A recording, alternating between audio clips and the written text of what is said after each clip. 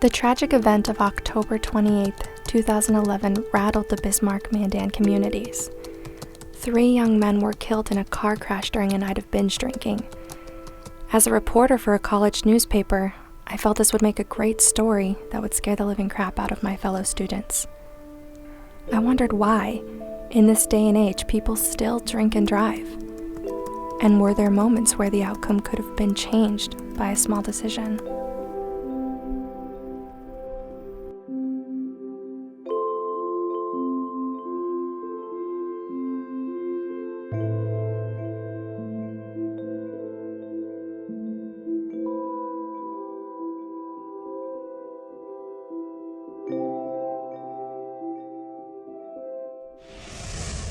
Mandan police are investigating after 3 people were killed in a deadly crash early this morning. 2 more men are being treated for injuries at hospitals in Bismarck. Mandan police say at around...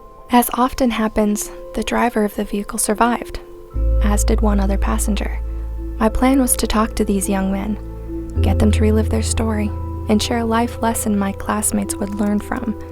Sure, the story's been told before, but until people stop drinking and driving, this sort of story needs to be told again and again and again and again and again and again and again.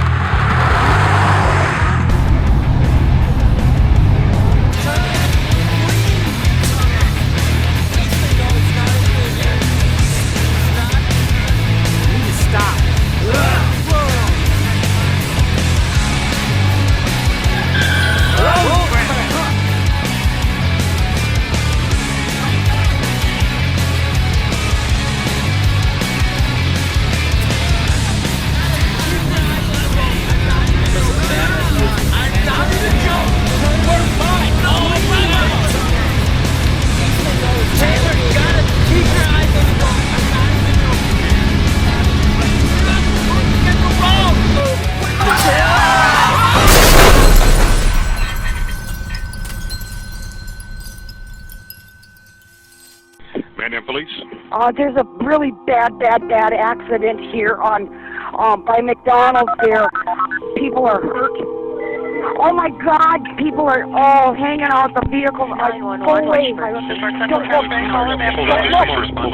Medical emergency in front of McDonald's. There's a 1050I, unknown injuries at this time. Patrol is also on the way. The crash happened on a city street at 1 a.m. 2 passengers in the back seat had their necks snapped. Same with the passenger in the front seat. They died instantly. The driver and the passenger behind him somehow survived, but were both unconscious. Had the tree not been there, the crash would have taken place inside the living room of an adjacent occupied mobile home. Both driver and surviving passenger were taken to a local hospital. I tried to imagine what it was like for the driver when he awoke.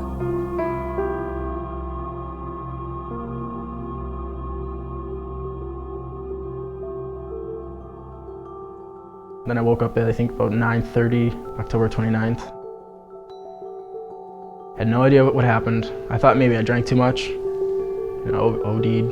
Because I wasn't hurting that bad. I didn't know what, anything happened because I was on pain medication, so I wasn't hurting. So I thought I just overdosed. Then pretty soon, nobody was talking to me. They wouldn't tell me anything. So I knew something was going on. And pretty soon the pain medication started wearing off, and then I figured out that I must have crashed. My ribs were hurting. I fractured 2 ribs on my right side, and I tore ligaments in my left wrist. I had a couple bruises in my head, but they weren't too bad. And nobody wouldn't tell me anything. I could see my friends in the hall. They couldn't talk to me yet. And then a detective came in, and then he said that I was in a car accident last night at about a little after 1 o'clock. He asked who was all in the vehicle, and I told him I don't remember. And then he told me exactly who was in there. And then I asked him, okay, well, how'd everybody else, are they okay? And he said that 3 of them passed. And he named off their names, and it was Trevor Erie, Eastman Nadeau, and Charlie Bame. And he didn't say anything about Jared, so I asked him about Jared, and he said that he was in ICU. I had 5 broken ribs, in my back.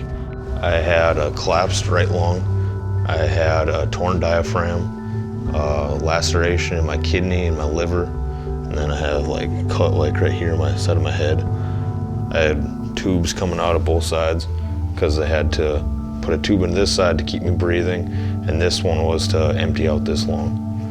I had no idea what was going on. I was completely lost. Like 2 days had went by the time I woke up, but I didn't remember anything. 3 friends were dead, 2 still alive. Friends and family had to have been in shock.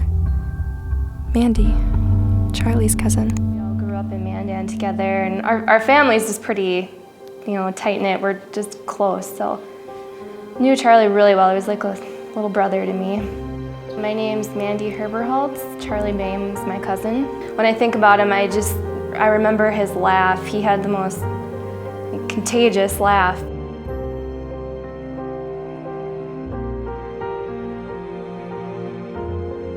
Trevor was more of a brother to me. I'm Andy Osborne. Trevor Erie was my cousin. No matter what we were doing, he would just bring up the vibe in the room.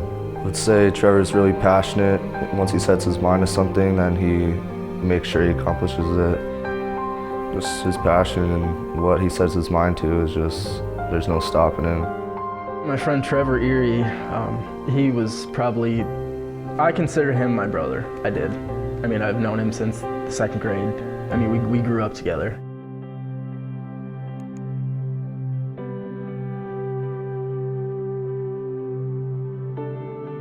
Eastman was one of the most generous people I've ever met. I'm Ryan Adu. I'm 24. Eastman was my brother, and when he died, he was 22. East was technically my blood cousin, but even as kids, we were closer than brothers than most families. And as we got older, those bonds just kept getting stronger and stronger. He was the kind of guy to give his shirt off his back if somebody really needed it. This group of friends felt great loyalty to each other. They believed they had each other's backs. Yet, like so many young people, they drank to get wasted, which destroyed their judgment. Got to the bar and there were a lot of people there we knew, a lot of people in costumes, so it was pretty busy. And just drinking and buying drinks, shots, they're handing out free shots at the bar.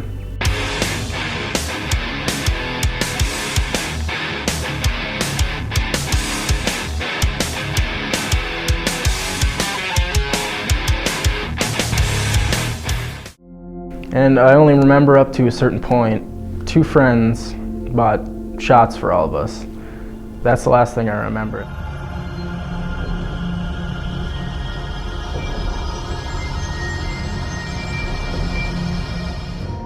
I don't remember the drive or leaving the bar or anything, but it's not really a surprise I don't remember anything because I was told my blood alcohol level was a .244.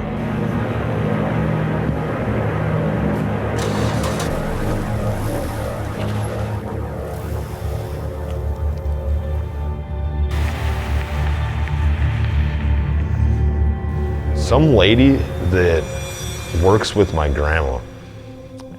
We had passed her, I guess, when we were going down the strip in Mandan. We had passed her. She said that she barely seen our taillights fly by her. And she's like, holy, I hope those kids don't get in an accident. And a couple seconds later, she's seen us turn the corner by McDonald's. And she pulled up and a couple people had came out from the houses right there. And she's like, holy crap, this one kid's still alive. We need to get him out of there. So they ended up pulling me out of the car, actually, before the ambulance had ever arrived. And I don't remember any of this, but I was still kind of at it, but not really, because I was like awake enough to be like puking up blood, but I don't remember anything, obviously. As far as I know, from reading the police reports and stuff, is I was unconscious when they found me. That's obviously why I don't remember anything. I don't remember seeing anything. When they got to the vehicle, they thought Jared was the only one that survived. And then after that, they figured out that I was still alive. Charlie and East, they figured passed immediately, like right away. And then Trevor, he was doing this thing called agonal breathing. It was real shallow breathing, but they figured that he was gone and his body was just still running a little bit. When they got me to the hospital, I guess I woke up in the ER and I was freaking out. So they put me down, and then I woke up at I think about 9:30, October 29th in the morning there. I don't know, it was like 3 in the morning. I woke up to her, I could hear her crying. And then she came walking down the stairs and she just kept saying my name. She just kept saying, Mandy, Mandy. waking me up, but I was already awake, and I could just tell by the sound of her voice that something bad had happened, and I kept saying, what?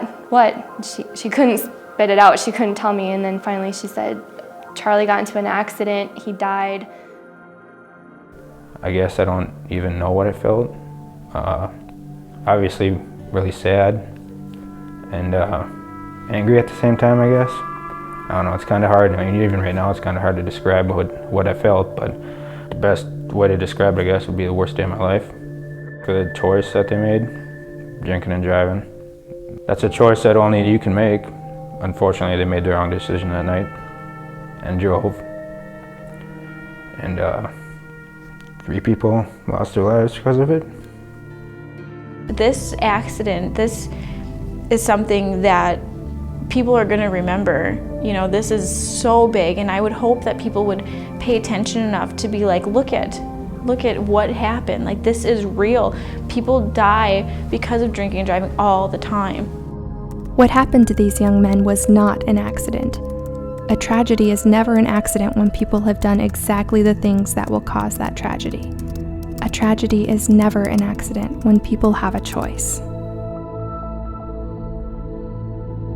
Friends can choose not to get wasted. Someone can line up a sober ride. Someone can decide to not drink for the evening. Someone can take a friend's keys.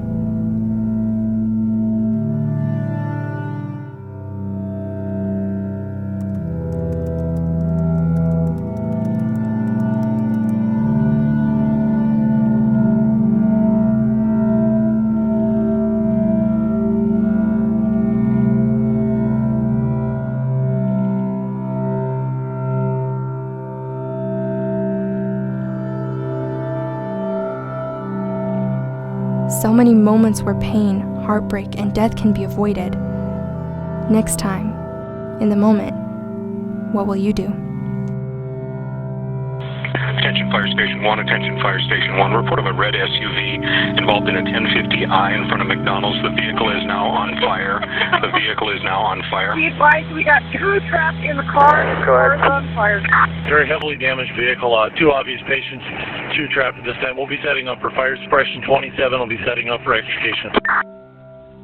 Let HPs know if there's going to be fatalities, sir. 10-4.